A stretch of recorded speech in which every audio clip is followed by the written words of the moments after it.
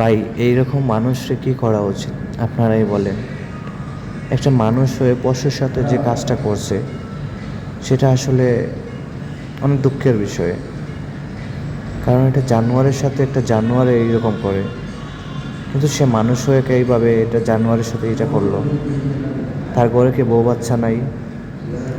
ভাই, মানুষ এখন অমানুষ হয়ে গেছে। মানুষ আর আগের মতো মানুষ রয়েছে না।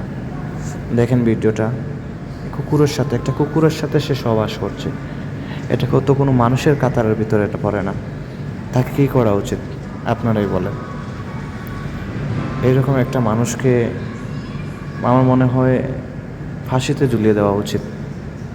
কারণ এইরকম মানুষ যদি দুনিয়াতে থাকে, বাংলাদেশে থাকে, তাহলে অনেক নারী, অনেক পশুরা ধ্বংসিত হইবে। দয়া করে সবাই ভিডিওটা শেয়ার করে দেন। যারা যারা এই কাজ করে তারা এগুলা থেকে যেন বিরত থাকে। ভিডিওটা খুবই খারাপ লাগলো দেখে।